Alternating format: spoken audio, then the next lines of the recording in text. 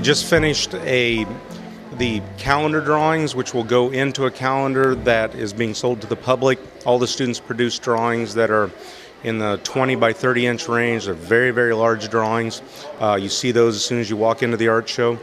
Those drawings will be posted into a calendar. The calendar, like I said, will be sold to the public for $10 each. We have photography being introduced next year. I'm teaching students a little bit of photography on the side, so when you get to the show you can check out some of the photography that we have. We have lots of drawings, lots of paintings, lots of a little bit of printmaking, some sculptures, ceramics, a lot of different things for the public to see. At the beginning of the year, we kind of keep a little bit tighter control, and we really focus on the elements and principles of art. And the further into the year we go and the more comfortable students become with the media, the more we kind of relax the constraints, and we'll make our objectives a lot more broad and a lot more vague so the students can have a lot more free range to pick something that interests them. Students are always going to be more interested in producing and finishing artwork when it's something that they enjoy making, as opposed to something I say you have to make. So it makes for a much more productive and much more creative year.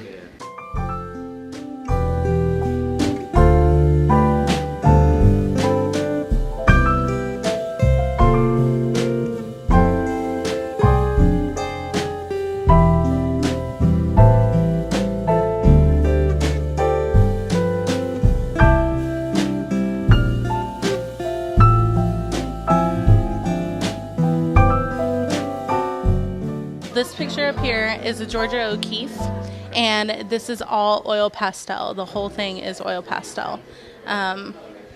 He had us basically just look up different Georgia O'Keeffe pictures, and then we could either do the same thing or kind of make our own creation. I went ahead and just did the same thing that she did with these. Can't remember what the flowers were called, but I went ahead and just pretty much basically copied it because I really like the way that she blended her flowers in there. That is the best way to do artwork. Pick something that you like. I have liked Spider-Man since I could remember, and it's always something that I've used when I need an idea. Did you get into the comics first, or the movies, or the cartoon?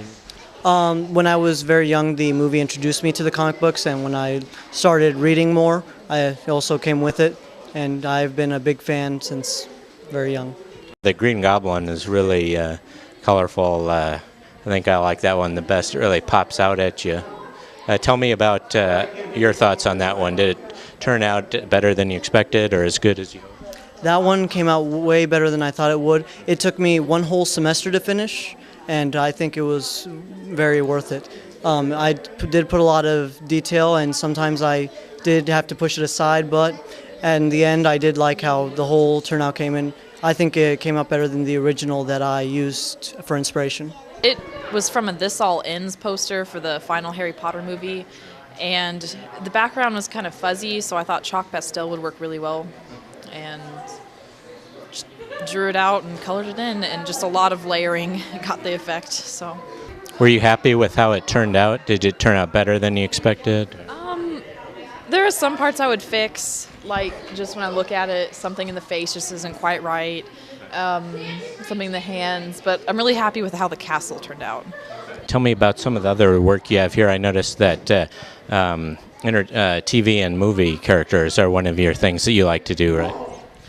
Yeah, I also did Daredevil.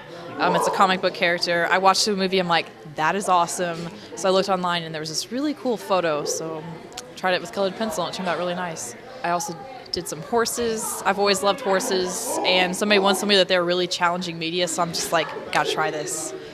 And did a drawing and a sculpture, and I'm really happy with how those turned out.